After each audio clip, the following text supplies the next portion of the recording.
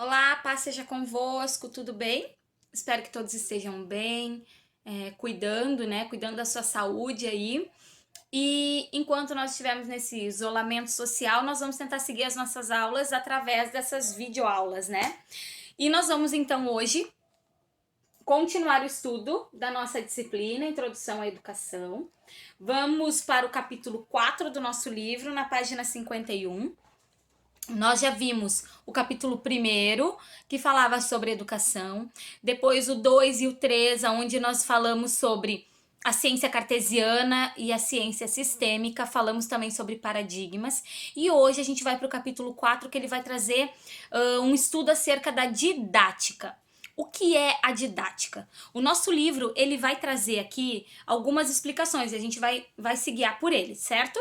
Então ele vai falar aqui na página 51 que a didática ela é uma disciplina da pedagogia e ela tem um papel de oferecer bases, condições para que a educação aconteça. Então a didática ela vai pensar a educação.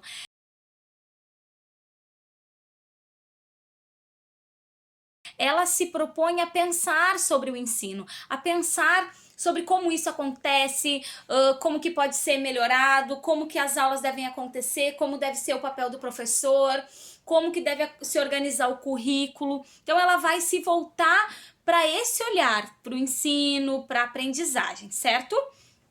Depois a gente vai ter aqui a origem do nome da didática, vai ter uma explicação, e ele traz um contexto, um conceito que fala que a didática, então, é a arte e a ciência do ensino.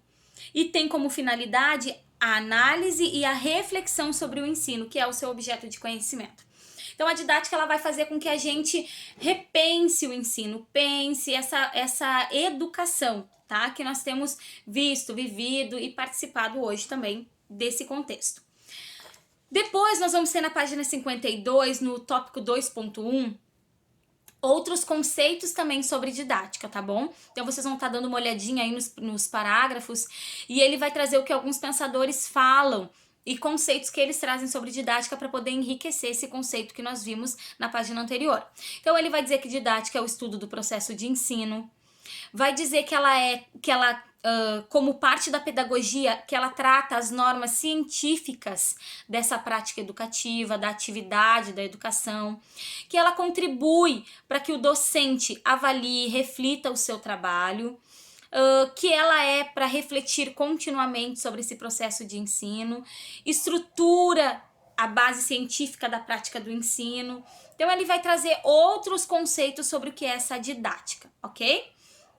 Então a didática, ela vem pensar essa educação, ela vem organizar tudo que está ligado à educação, ao processo de ensino, certo?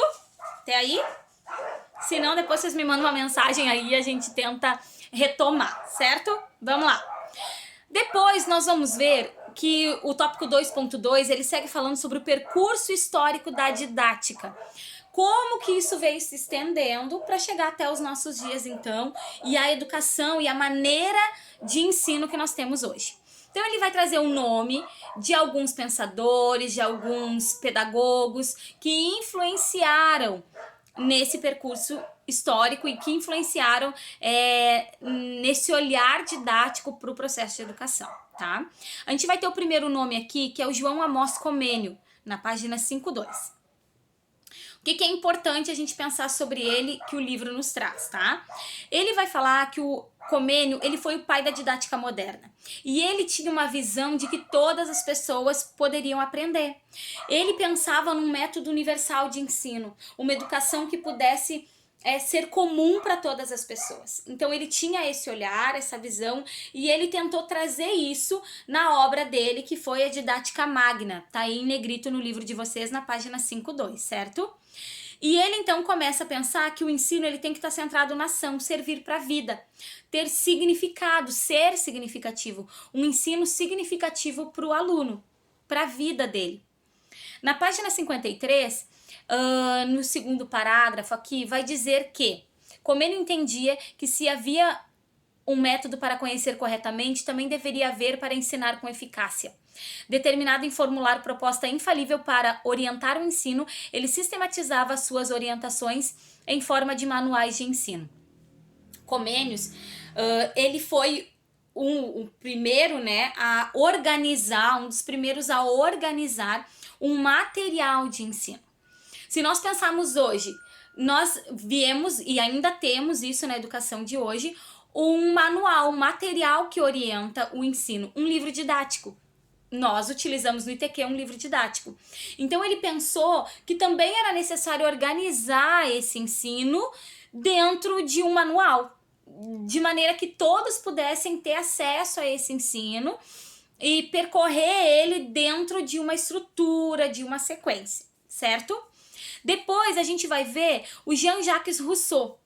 E o Jean-Jacques Rousseau, ele vem falar também, e ele entendia que a educação ela era um processo natural. E ele começa a pensar a criança como protagonista dessa aprendizagem. Então ele começa a olhar assim, bom, a gente está falando de educação, a criança ela é o principal dentro dessa educação. A gente precisa olhar para a criança como protagonista desse aprendizado, para o aluno como protagonista.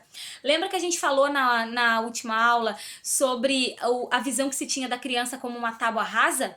Aqui ele entende que não. Aqui ele começa a colocar a criança no centro, ele começa a colocar a criança dentro do processo de aprendizagem de uma maneira bem significativa, certo?